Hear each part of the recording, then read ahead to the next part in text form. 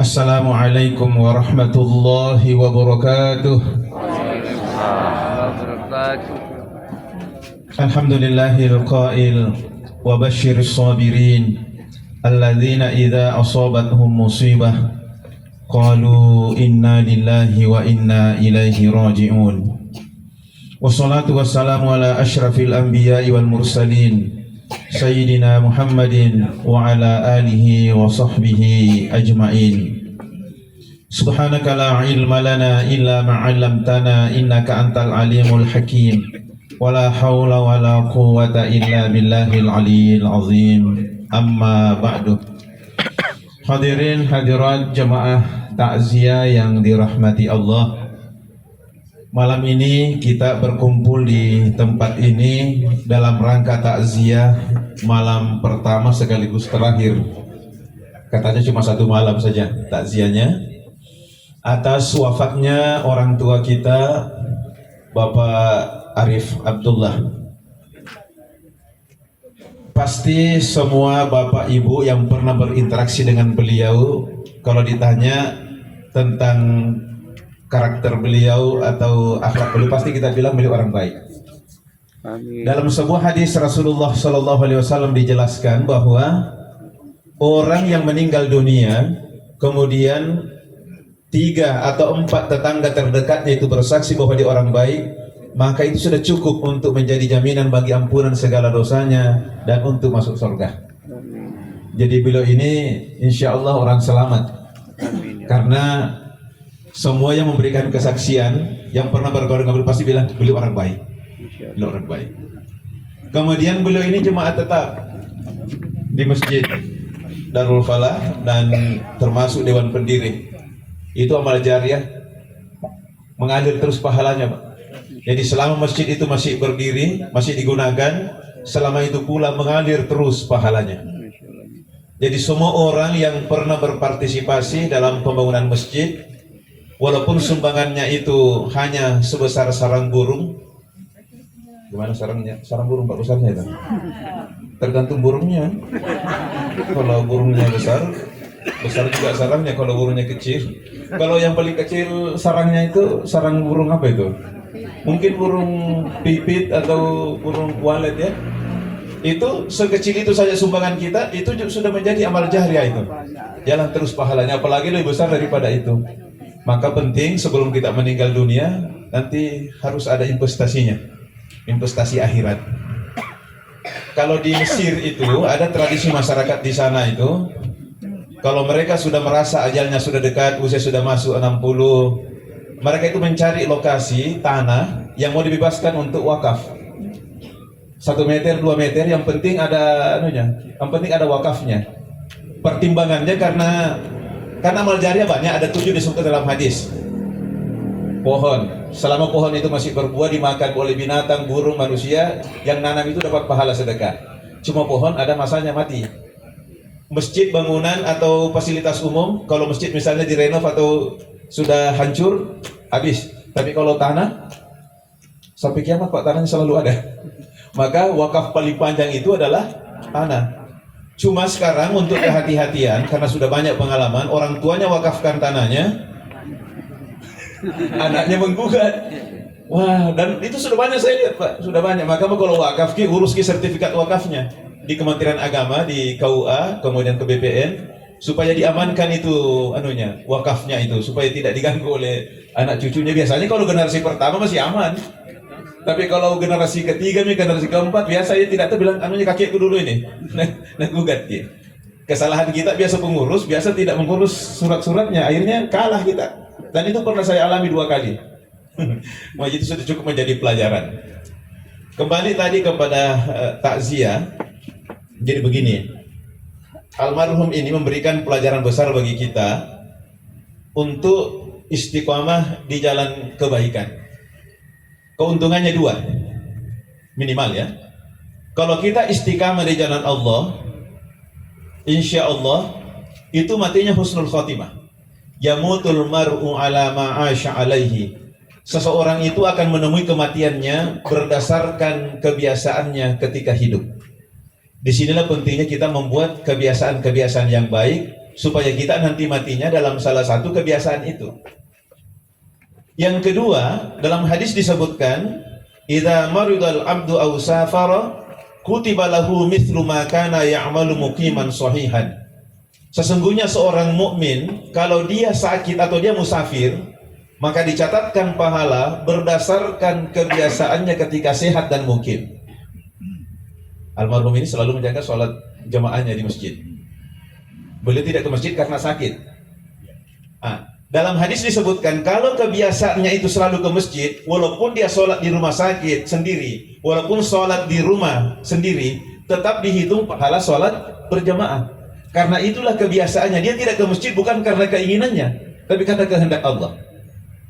Dan beliau masih chat saya bulan Juni bertanya tentang boleh tidak saya menjamak sholat saya, karena saya takut jatuh di kamar mandi kalau bolak-balik, setiap waktu harus masuk kamar mandi berwudu.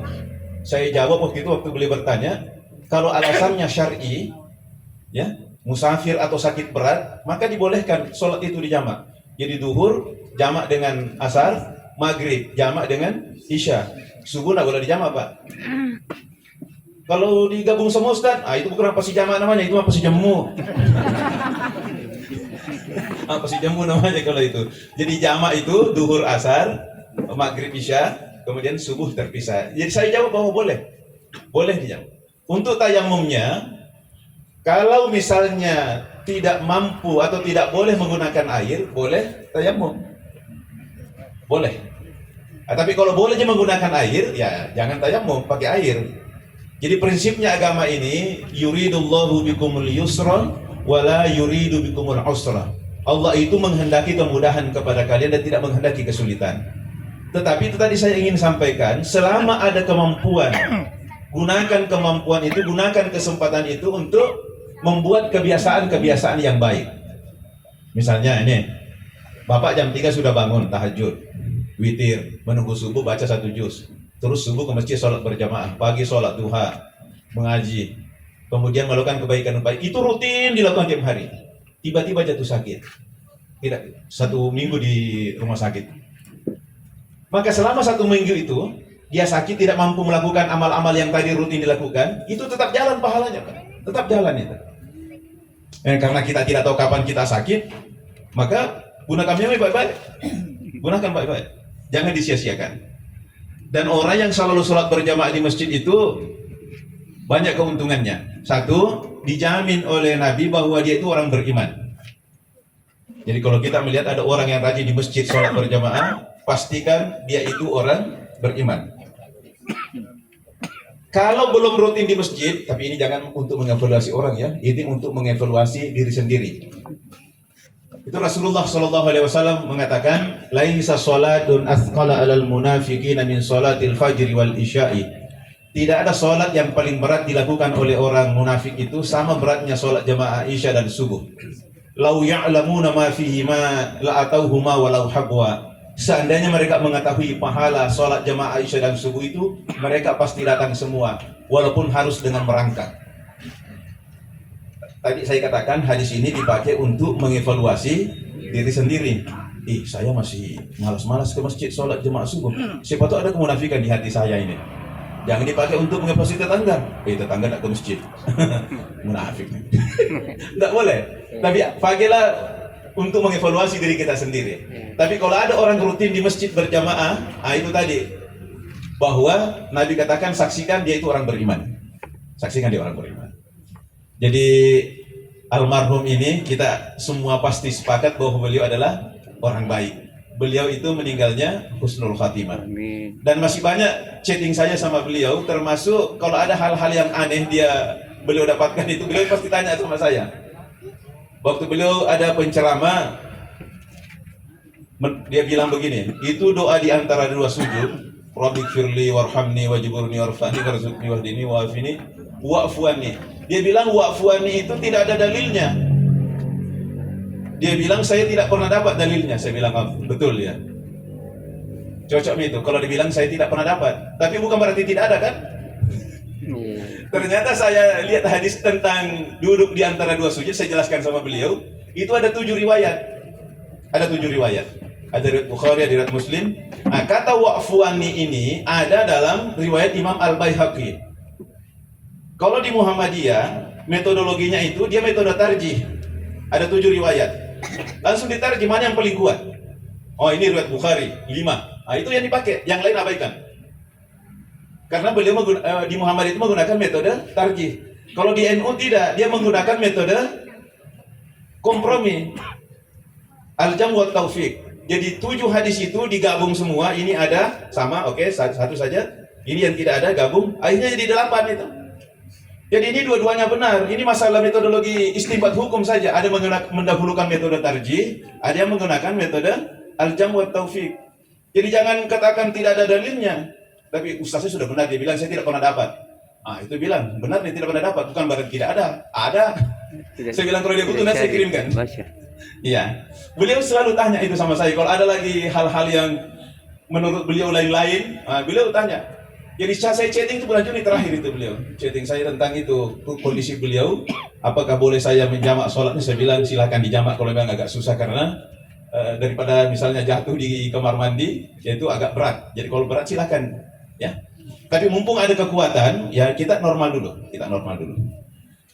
Hadirin hadirat jemaah takziah yang dirahmati Allah, hikmah takziah itu kan sebenarnya yang inti itu cuma 3. Yang pertama, untuk menghibur keluarga yang sedang berduka. Karena rumusnya duka itu kalau dibagi menjadi ringan. Beda kalau tahniah, syukuran, pesta pernikahan, itu rumusnya kalau dibagi justru malah bertambah. Misalnya anak kita menikah, kita undang teman-teman, undang tetangga, undang keluarga, datang semua, ramai, berbagi kebahagiaan. Berkurang enggak? Enggak, justru malah bertambah kebahagiaan kita. Tapi kalau takziah terbalik, kalau kita kena musibah, terus banyak orang datang, musibah itu kemudian menjadi terbagi, menjadi ringan. Maka akhlaknya juga beda. Kalau tahniah, syukuran, pesta dan sejenisnya, jangan datang kalau tidak diundang. Tapi kalau takziah, jangan menunggu undangan. Itu tugas kita sebagai keluarga, sebagai sahabat, sebagai teman, sebagai tetangga untuk datang. Dan kedatangan Bapak Ibu semua itu diberikan pahala oleh Allah Subhanahu wa taala. Karena dalam hadis disebutkan man azza musaban falahu mithlu ajrihi. Barang siapa bertakziah kepada saudaranya yang ditimpa musibah, maka baginya pahala sama dengan orang yang ditimpa musibah tanpa mengurangi pahala mereka sedikit pun. Jadi semua kita dapat ini pahala ini. Ya. Kemudian itu tadi, kalau takziah jangan menunggu undangan, tapi kalau tahniah jangan datang kalau tidak diundang. Jadi ibu-ibu kalau ada undangan suami, terus di situ undangan pernikahan, tidak ada dan nyonya, jangan ikut.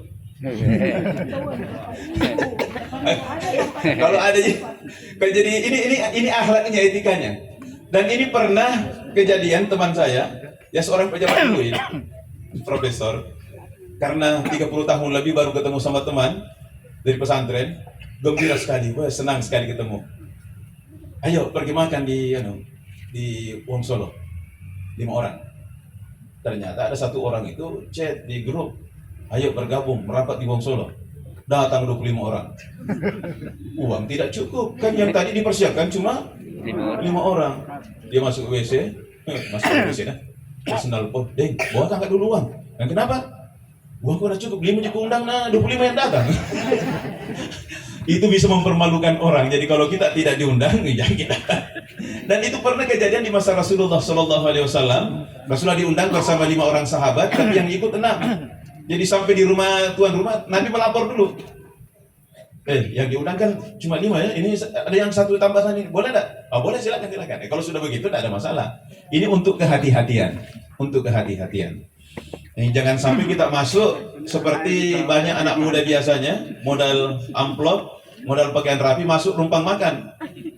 Itu kalau dari sisi ilmu syariat itu haram itu. Itu haram. Karena kita tidak masuk dalam kategori yang diundang itu. Ini untuk kehati-hatian. Dan untuk makanan minuman yang haram, hati-hati Ki. Itu dalam hadis, 1 suap makanan haram masuk di perut, itu efeknya 40 hari doa tidak diangkat ke langit. 1 suap, kalau 1 piring Hah? Kalau 1 karung? Oh. Termasuk yang perlu kita hati-hati, ini biasa ada ibu-ibu bawa kantong plastik kalau ke acara. Dia bungkus itu kue. Ibu-ibu Columbus, tapi tidak ada di sini. Yang di sono. Oh, kalau di sini enggak. Jauh beda. Hati-hati gitu. Kita kasih ke anak makan itu makanan haram. Bagaimana itu anak mau mendengar nasihat? Bagaimana dia mau baik? Nah, sementara ini kasih asupan yang tidak halal. Termasuk biasa ini yang daun kelor, daun pisang. Jangan diambil kalau tidak jelas. Kasih jelas halalnya baru diambil. Saya teringat Ibrahim ibnu Adham rahimahullah, seorang waliullah, setelah melaksanakan ibadah haji, beliau berniat ke Masjidil Aqsa. Karena dalam hadis kan dikatakan la tusyaddur rihal illa ila thalathi masajid. Tidak boleh bercapek-capek, berlelah-lelah melakukan perjalanan jauh untuk mencari berkah kecuali 3 masjid saja. Masjid Haram di Mekah, Masjid Nabawi di Madinah, dan Masjid Aqsa di Palestina. Masjid Nabawi kan sudah nih, Masjid Haram sudah, tinggal 1 belum dikunjungi, Masjid Aqsa. Maka beliau berniat untuk ke Masjid Aqsa. Sebagai bekal, beliau beli kurma sekitar 2 kilo dan untanya dipersiapkan untuk perjalanan 1 bulan ke sana, ke Masjid Aqsa.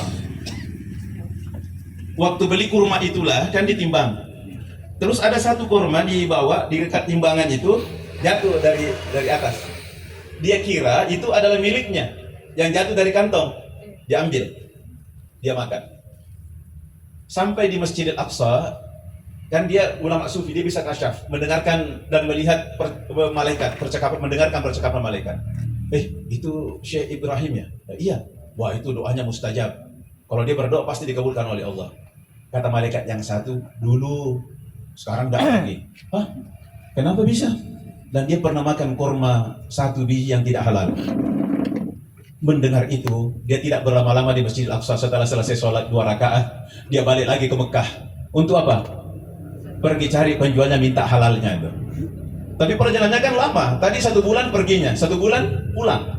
Jadi sudah 2 bulan. Sampai di Mekah, dia masuk di toko itu, penjualnya anak muda yang dulunya penjualnya orang tua. Dek, ini penjual yang di sini yang bapak-bapak itu mana? Oh, itu bapak saya sudah meninggal. Apa masalahnya? Wah, saya pernah beli kurma di sini. Ternyata ada 1 biji. Saya kira kurma saya, ternyata bukan. Dan itu saya sudah makan. Saya datang sini untuk minta halalnya. Kata anak muda itu, oh kalau itu juga tidak ada masalah, 1 biji jipoy. Tapi saya kan 9 bersaudara. Dan dia punya hak waris sama dengan saya. Kalau saya tidak ada masalah, tapi 8 yang lain, silakan minta halalnya. Bilang di mana alamatnya itu, deh? Dia tulis namanya dan dia cari satu-satu. Dia cari, belum ada telepon waktu itu. Kalau ada telepon bisa ditelepon. Dia harus datangi satu-satu 8 orang itu. Setelah ketemu, dia kembali ke Masjidil Haram. Dia dengarkan lagi percakapan malaikat. Itu Syekh Ibrahim ya? Nah iya, sekarang doanya mustajab lagi ya? Ya iya, sudah dihalalkan. Mustajab lagi doanya. Jadi bapak-bapak, ibu-ibu yang sudah lama berdoa tidak dikabul-kabul. Periksa itu makanan tak, minuman tak. Siapa tahu ada yang haram atau minimal syubhat. Syubhat itu yang tidak jelas halal haramnya. Haram di sini ada 2, ada haram li zatihi, ada haram li ghairi. Haram li zatihi itu memang zatnya yang haram, saja daging babi, darah, bangkai itu zatnya yang haram. Tapi kan yang banyak ini yang biasa kita abaikan ini yang haram li ghairi. Mangga halal, tapi mangga tetangga diambil tanpa izin, jadi haram dia. Jadi haram. Kalau jatuh minimal syubhat, Pak. Makanya harus diperjelas. Makanya tetangga saya itu kan ada pohon mangganya 3 di depan rumah. Jadi kalau subuh-subuh saya pulang dari masjid, itu aku ambil baru lempar cepat masuk di anunya, di pagarnya. Jangan sampai anak saya nak ngambil gitu. Jadi kelempar masuk di dalam pagarnya supaya tidak diambil sama anak saya. Itu kehati-hatian saja, ya. Walaupun mungkin dia pernah bilang, kalau ada bisa diambil ke Ustaz. Tapi tetap saya agak ragu kalau tidak minta langsung, ya. Jadi ini untuk kehati-hatian agar kita tidak terhalang doanya dan tidak terhalang ibadahnya. Dan itu juga berpengaruh kepada ini motivasi ibadah. Saya punya teman juga seorang profesor guru di UIN sudah meninggal. Anaknya itu doktor semua. Gak ada satu tidak doktor baru magister. Jadi semua anaknya itu dosen. Jadi ada teman yang nanya, Apa rahasianya Pak? Kok bisa anaknya itu jadi semua? Terus itu ada satu teman, saya tidak usah sebutkan lembaganya, dia bilang anak saya cuma 2 tapi tidak ada jadi orang. Jadi apa? Jadi monyet? Dan tidak, maksudnya kuliahnya tidak beres, kerjanya tidak beres, bahkan pernah Kak mau bunuh. Baik celakanya anak saya mau bunuh saya. Terus cerita-cerita mendalam, dari situ kemudian ditemukan, ternyata dulu kerjanya dia itu juru bayar. Jadi kan dulu masih manual gajinya pegawai, guru dan ini masih dibayar manual. Di situ dia kesalahannya, biasa kan ada lebihnya 500, 1000. Itu tidak dikasih dengan alasan tidak ada uang kecil. Dan itu tidak diminta halalnya. Dan itu dia menjadi bendahara selama 23 tahun. Anaknya nggak ada yang beres, jadi itu berpengaruh itu. Tapi jangan bilang kalau ada anaknya nakal makanan haram, nggak boleh juga dihantam rata, tapi itu untuk kehati-hatian kita. Dan di akhirat nanti itu bahayanya, kalau jadi daging jadi darah, fannaru aula bihi, api neraka yang akan membersihkan. Mungkin pernah kita lihat itu tukang emas, kalau tidak pernah lihat langsung, lihat di YouTube. Itu emas itu dilebur itu pakai api, meleleh, terpisahlah itu yang emas aslinya dengan emas yang begitu. Nanti kalau ada darah, ada ini daging yang tubuh-daging haram, dibersihkan dengan api neraka. Sebaliknya ketika kita bersedekah makanan atau minuman, itu efeknya juga sampai 40 hari. Jadi misalnya kita kasih makan ini para jemaah ini 40 hari, satu kali makan. Maka selama 40 hari ke belakangnya itu dia beribadah, dia berzikir, itu kita juga dapat pahala dari dia tanpa mengurangi pahalanya. Jadi ini salah satu amalan yang banyak ditinggalkan orang, amalan mentraktir. Ini makanya biasanya kita, ini ada sebagian tradisi di masyarakat kita, kalau ada orang meninggal dunia, dia bersedekah makanan dengan niat untuk almarhum. Itu efeknya sampai 40 hari itu. 40 hari. Dia bisa dibebaskan dari siksa kubur itu. Dengan sedekah orang yang masih hidup itu tadi, dari keluarganya masih hidup, bersedekah dengan niat untuk almarhum. Karena kiriman pahala itu kan ada 3. Ya. Tolong dibedakan antara kiriman pahala dengan doa. Itu 2 hal yang berbeda. Kalau doa, seluruh ulama sepakat bahwa doa orang yang masih hidup itu pasti berguna untuk orang yang sudah meninggal dunia. Kalau doa, tidak ada perbedaan pendapat di kalangan ulama. Karena ayatnya jelas, hadisnya jelas. Dalam Al-Quran misalnya, Allah mengajarkan kepada kita, Rabbana ighfir lana wa li ikhwanina alladhina sabaquna bil iman. Ya Allah, ampunilah kami dan ampunilah saudara-saudara kami yang telah mendahului kami dalam iman. Mendahului kami dalam iman kan orang yang sudah meninggal itu. Itu Allah yang berikan contoh, dan bukan hanya contoh, diperintahkan. Wastaghfir li dzambika walil mu'minina wal mu'minat. Mohon ampun atas segala dosa-dosamu, dan juga mohon ampunkan orang-orang beriman laki-laki maupun perempuan. Dan ternyata efeknya mendoakan orang lain itu luar biasa. 1. Ketika kita mendoakan orang lain, kita dapat doa yang sama dari malaikat. Dalam kitab Al-Azkar, Syekh An-Nawawi mengutip hadis Nabi, ketika kita mendoakan orang lain, itu malaikat mengatakan, amin, walaka bimithlihi. Ya Allah, terimalah dan berikan yang sama kepadanya. Misalnya nanti kita mendoakan almarhum, Allahumma ighfir lahu warhamhu. Ya Allah, ampunilah dia, kasihani dia. Malaikat berdoa, ya Allah, ampuni juga dia, kasihani juga dia, karena dia telah mendoakan saudaranya. Jadi setiap kebaikan yang kita doakan untuk orang lain, pasti dapat doa yang sama dari malaikat. Maka jangan kikir mendoakan orang lain. Yang kedua, ketika kita mendoakan orang lain, dalam hadis itu dikatakan, man istaghfara lil mu'minina wal mu'minat. Barang siapa memohonkan ampun untuk orang beriman, laki-laki maupun perempuan, falikulli mu'minin wa mu'minatin hasanah. Maka baginya pahala, setiap orang beriman itu laki-laki maupun perempuan tadi, baginya 1 kebaikan. 1 kebaikan 10 pahala. Berapa jumlahnya orang beriman? Coba kalau kita berdoa, Allahumma ighfirli wali walidayya warhamhuma kama rabbayani shaghira walil mu'minina wal mu'minat belum lagi kita tambah al-ahya'i minhum wal amwat, baik yang masih hidup maupun yang sudah meninggal. Berapa itu jumlahnya itu? Yang masih hidup saja hampir 2 miliar. Belum lagi kita doakan yang masih hidup sampai Nabi Adam itu.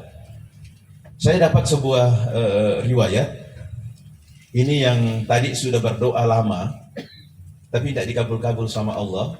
Kalau dia sudah bagus makanannya, minumannya, terus dia bersungguh-sungguh berdoa, tapi belum dikabul juga, coba sebelum berdoa, doakan kaum muslimin muslimat tadi. Pendek aja. Rabbik firli wali walidayya walil mu'minina wal mu'minat. Rabbik firli wali walidayya walil mu'minina wal mu'minat. Rabbik firli wali walidayya walil mu'minina. Nabi kalau istighfar satu hari berapa kali? Ada dua riwayat. Satu menyebutkan 70, satu riwayat menyebutkan 100. Ambillah yang minimal 70. Terutama sebelum subuh. Istighfar yang paling disukai oleh Allah itu adalah istighfar pada waktu sahur. Wal mustaghfirina bil ashar wa bil asharihum yastaghfirun. Itu pada waktu sahur. Coba amalkan itu 70 kali. Ya 70 kali. Kalau bangun kita tahajud menunggu subuh, masih waktu sahur kan sebelum subuh. Rabbik firli wali walidayya wal mu'minat. Rabbik firli wali walidayya. Insyaallah. Coba lihat 40 hari ke belakang nanti, itu doanya Bapak Ibu akan dikabulkan oleh Allah Subhanahu wa taala. Karena ada orang berdoa, sudah lama berdoa misalnya minta keturunan, sudah lama minta tidak dikasih-kasih. Cobalah amalkan ini 40 hari. Bangun tahajud, bangun witir, setelah itu kemudian baca itu sebelum subuh. Rabbik firli wali walidayya maka itu akan memudahkan untuk diterimanya doa kita. Makanya tadi saya katakan, jangan kikir mendoakan orang lain. Karena minimal kita dapat 3 keuntungan tadi. Satu, dapat doa yang sama dari malaikat.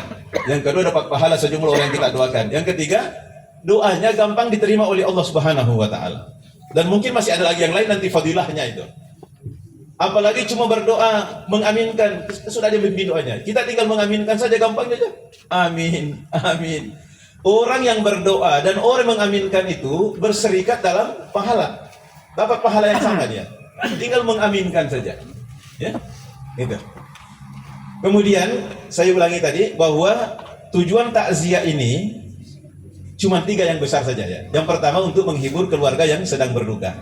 Ini juga perlu diingat riwayat dari Abdullah bin Abbas radhiyallahu anhuma ketika beliau iktikaf di Masjid Nabawi di Madinah. Tiba-tiba ada orang masuk, dari wajahnya kelihatan orang ini bermasalah.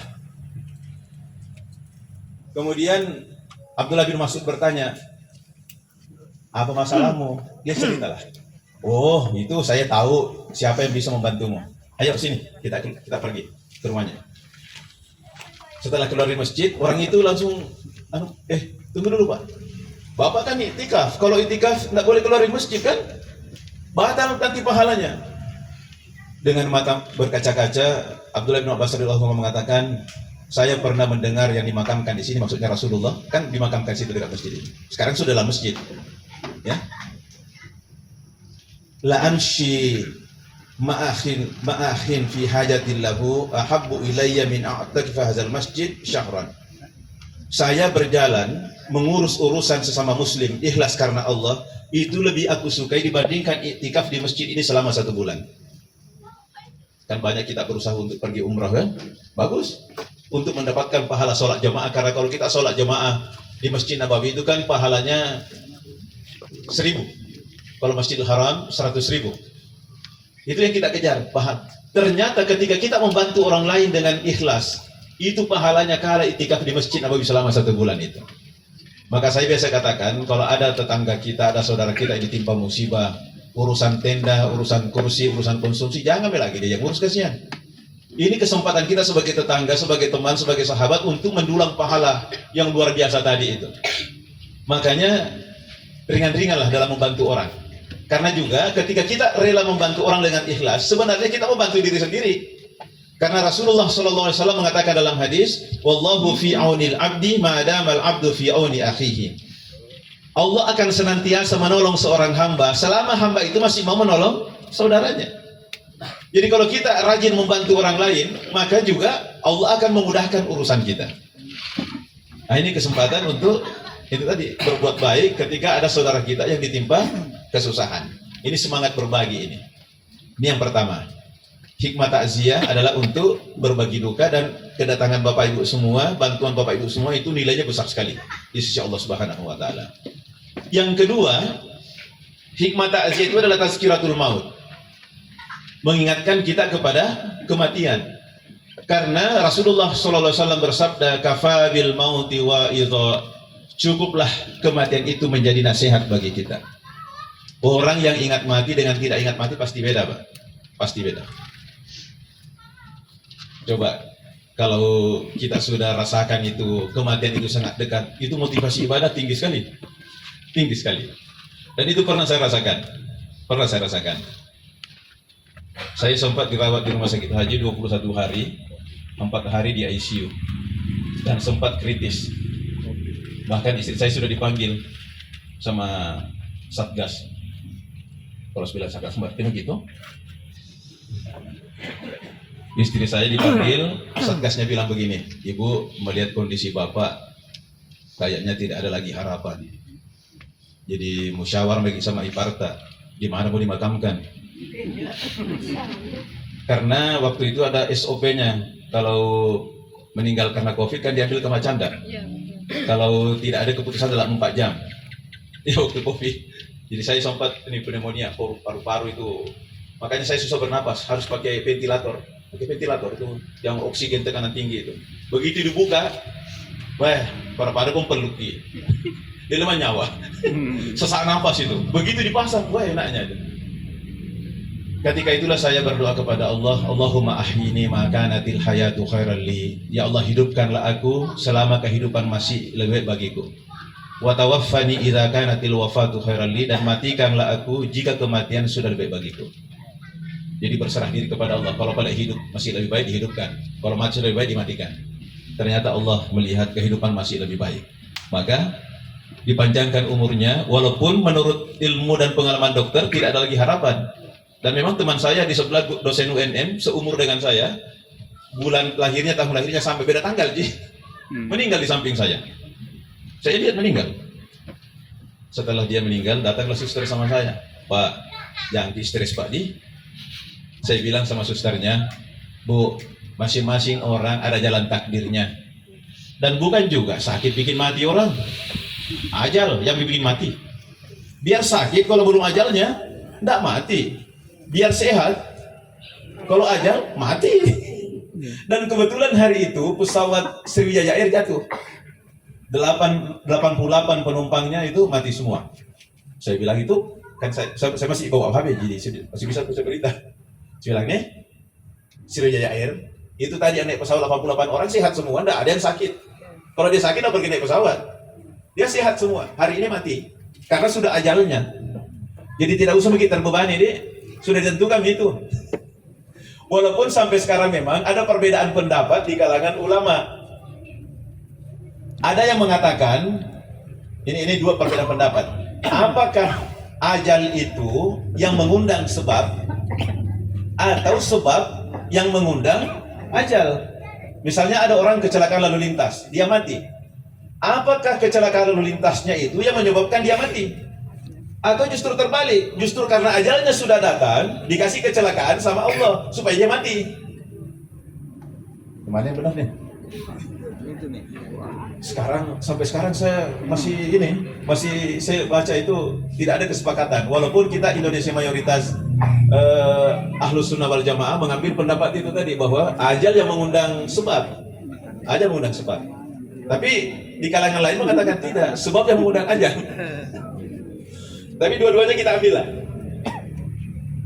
Dua-duanya kita ambil. Karena kita tidak tahu yang mana lebih pasti, tugas kita berusaha dan berdoa. Itulah tugas kita, berusaha dan berdoa. Selebihnya serahkan sama Allah.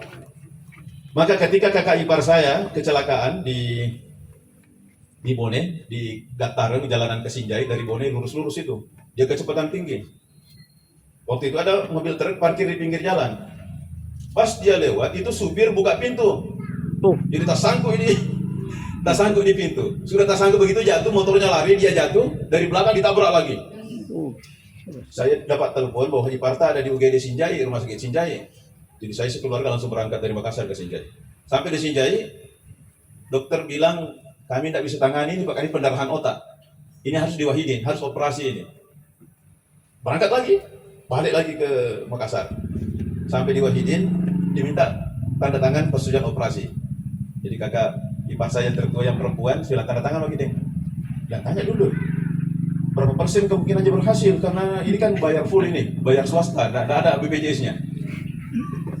Jadi saya tanya dokternya, jadi ipar saya waktu itu bayar 30 berapa juta waktu itu, sudah lama. Gila, nanti bayar mahal tuh bermati tunji. Jadi dia bilang tanya dulu. Jadi saya tanya dokternya, dokter, menurut ilmu dan pengalaman tak menangani kasus seperti ini, berapa persen kemungkinannya berhasil? Dia bilang, menurut ilmu dan pengalaman saya Pak, ini cuma 30% kemungkinannya berhasil, ini 70% kemungkinan gagal. Langsung ipar saya bilang, jangan 30%. Saya bilang, Deng, biar 1% tanda tangan lagi. Tugas kita berusaha dan berdoa. Tugas berhasil atau tidak bukan tugas kita, itu tugas Allah itu. Tanda tangan lagi. Yang penting usaha lagi dulu. Tanda tangan. Di operasi malam itu sampai jam 3 subuh. Alhamdulillah, ini batok kepalanya dibuka karena pecah, tidak bisa lagi dipakai. Alhamdulillah, operasinya berhasil. Walaupun sampai sekarang kepalanya miring, tidak ada batoknya sebelah. Dan luar biasa, dia ikut tes CPNS, lulus gitu. Dan anaknya tambah lagi 1. Berarti tidak ada masalah dia. Kan biasa terganggu otaknya orang gitu, kalau itu terganggu. Ini enggak, anaknya nambah lagi 1.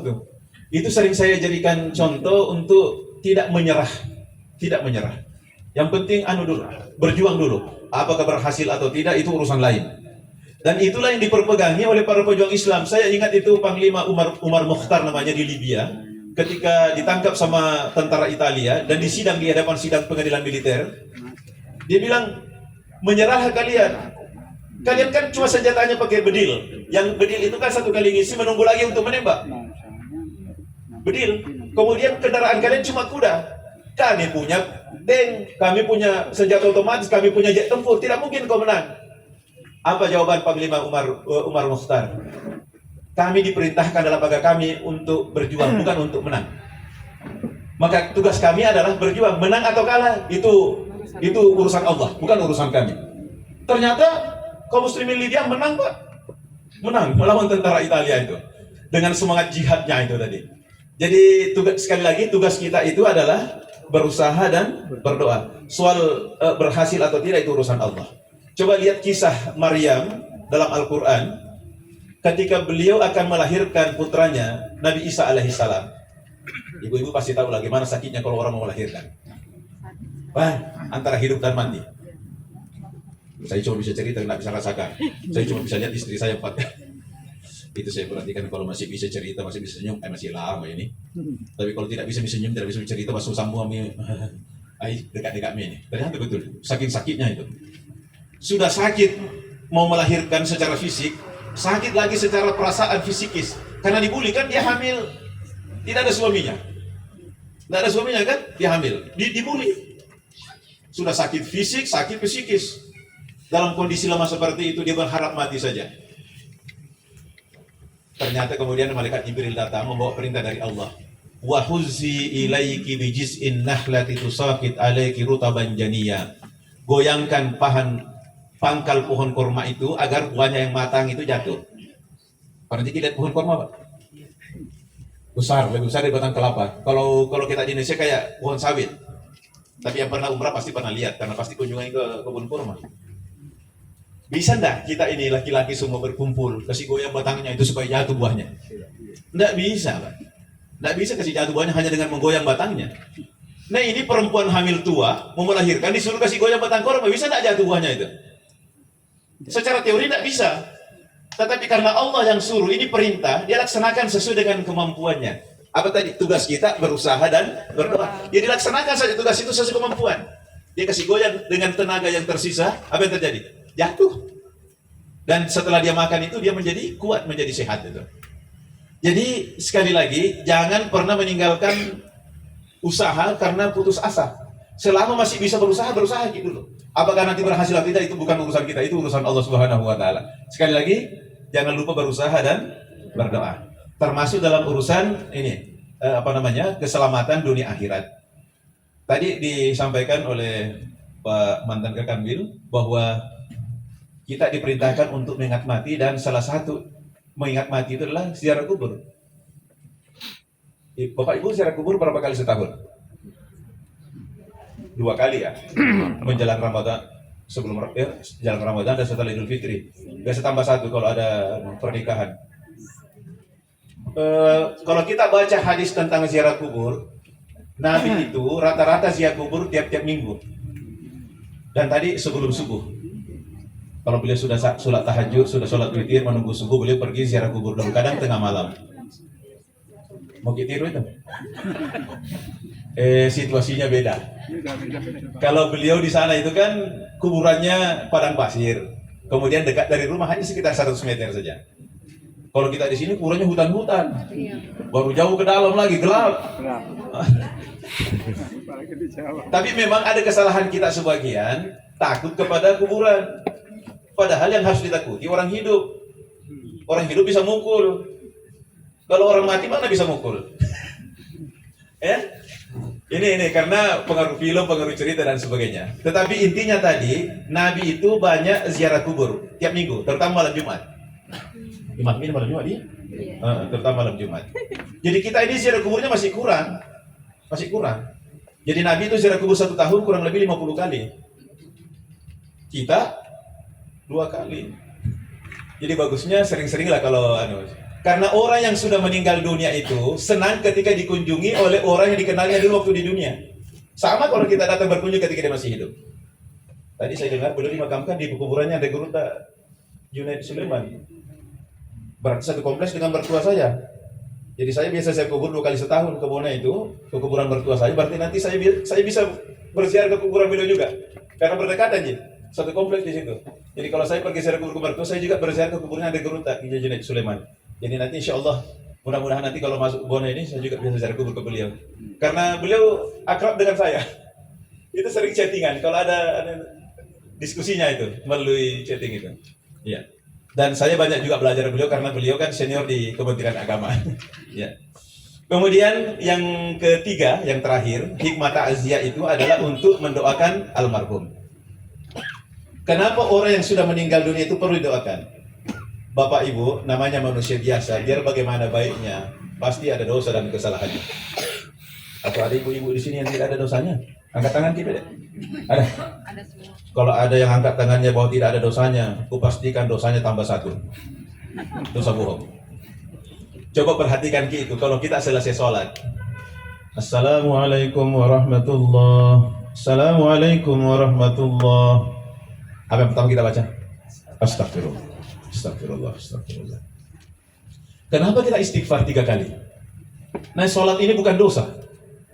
Kata ulama kita, siapa tahu tadi dalam sholat itu ingatan kita meleset kemana-mana. Itu ingatan meleset kemana-mana, itu dulu. Ibu di sini ada yang tidak pernah meleset ingatannya dalam sholat? Bapak-bapak, ada yang tidak pernah meleset? Kalau ada, saya juga mau belajar, Pak. Karena saya juga masih meleset-meleset. Itu ingatan meleset dalam sholat, sengaja apa tidak? Tidak sengaja. Bahkan kadang, barang-barang yang kita tidak ingat di luar sholat, begitu sholat langsung teringat. Istri saya cari kunci motor. Tanya anaknya, mana kunci motor? Bilang, Umi tadi terakhir pakai. Di mana aku simpan di? Macam hari tidak ketemu. Dia sholat, langsung selesai salam. Assalamualaikum warahmatullahi wabarakatuh. Ku ingat, Miss. Sebelah berarti dalam sholatmu tadi kunci motor. kunci motor lu ingat. Makanya kalau ada barang hilang, pergi sembahyang. Muncul itu. Mereka kasih ingat itu. Oh, di sini tadi. Itu kan tidak disengaja toh. Itu ingatan jalan sendiri. Itu saja yang tidak disengaja harus istighfar. Harus istighfar, apalagi yang disengaja. Apalagi yang disengaja. Makanya kita ini harus banyak-banyak istighfar. Kalau Nabi istighfarnya berapa kali? Tadi 70, ada riwayat kedua mengatakan 100. Kalau misalnya penyakit itu penyakit itu harus diobati, ya. Dan kita ibaratkan dosa itu sebagai penyakit, istighfar sebagai obat. Nabi dosisnya 100 tadi nih. Kita kira-kira dosisnya berapa kita ini? 1000 kapang, bahkan bisa lebih. Makanya bacalah doa Sayyidul Istighfar minimal 2 kali, maghrib dan subuh. Dalam hadis disebutkan, barang siapa membaca Sayyidul Istighfar di pagi hari, dan dia meninggal pada siangnya, maka seluruh dosanya kepada Allah itu sudah diampuni. Dan siapa membacanya di sore hari, kemudian dia meninggal pada malam harinya, seluruh dosanya kepada Allah sudah diampuni dan dia tercatat sebagai ahli surga. Allahumma anta rabbi la ilaha illa anta khalaqtani wa ana abduka wa ana ala ahdika wa adika mastata'tu a'udzu bika min syarri ma sana'tu abu laka bi ni'matika alayya wa abu bi dzambi faghfirli fa innahu la yaghfiru dzunuba illa anta. Jadi jangan tinggalkan ba'da maghrib dengan ba'da subuh atau pagi sore. Kan masuk di dalam zikir pagi petang itu. Usahakan kita baca karena kita tidak tahu kita ini nanti matinya apakah siang atau malam. Kan dua aja itu, kalau tidak mati siang, mati malam, kalau udah malam, siang. Pasti di situ. Makanya kita baca minimal 2 kali. Dan itu tadi, perbanyak istighfar pada waktu sahur tadi, sebelum subuh itu. Itulah istighfar yang paling disukai oleh Allah Subhanahu wa Ta'ala. Dan orang yang banyak istighfar itu mendapatkan banyak keutamaan. Di samping dosa-dosanya diampuni oleh Allah, juga insya Allah hajatnya gampang dikabulkan. Tapi karena keterbatasan waktu, saya kira cukup karena sudah jam 9:12, tinggal 3 menit lagi tersisa. Ini kita akan gunakan untuk doa bersama untuk mendoakan almarhum. Sekali lagi, orang yang mendoakan orang lain dapat 3 keuntungan. 1, dapat doa yang sama dari malaikat. Yang kedua, mendapatkan pahala sejumlah orang yang didoakan. Yang ketiga, doanya insya Allah gampang dikabulkan oleh Allah karena dia telah mendoakan orang lain. Dan sekali lagi, almarhum ini orang baik, tapi beliau tetaplah manusia biasa. Ya, pasti ada dosa dan kesalahan, dan kita berdoa kepada Allah Subhanahu wa Ta'ala semoga segala amal ibadah beliau diterima di sisi Allah Subhanahu wa Ta'ala dan diberi pahala berlipat ganda. Dan kalau ada dosa dan kesalahan semoga dimaafkan dan diampuni oleh Allah Subhanahu wa Ta'ala. Amin ya rabbal alamin. Ala hadhihi niyyah wa ala kulli niyatin shalihah. Rabbana taqabbal bi barakatil Fatihah. أعوذ بالله من الشيطان الرجيم بسم الله الرحمن الرحيم الحمد لله رب العالمين الرحمن الرحيم إياك نعبد وإياك نستعين اهدنا الصراط المستقيم صراط الذين أنعمت عليهم بسم الله الرحمن الرحيم الحمد لله رب العالمين حمدا يوافي نعمه ويكافي مزيدا يا ربنا لك الحمد كما ينبغي لجلالك وعظيم سلطانك اللهم صل وسلم وبارك على سيدنا محمد وعلى آل سيدنا محمد اللهم أوصل سماك من سورة الفاتحة إلى روح المرحوم Haji Arif Abdullah. Allahumma ighfir lahu warhamhu wa'afi wa'fu anhu.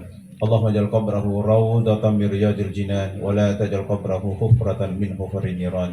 Allahumma la tahrimna ajrahu wa la taftina ba'dahu waghfir lana wa lahu li jami'il muslimin wal muslimat wal mu'minina wal mu'minat al ahya'i minhum amwat bi rahmatika ya arhamar rahimin. Rabbana atina fid dunya hasanah wa fil akhirati hasanatan wa qina adzaban nar. Subhana rabbika rabbil izzati amma yasifun. Wassalamu alal mursalin walhamdulillahi rabbil alamin. Wassalamualaikum warahmatullahi wabarakatuh.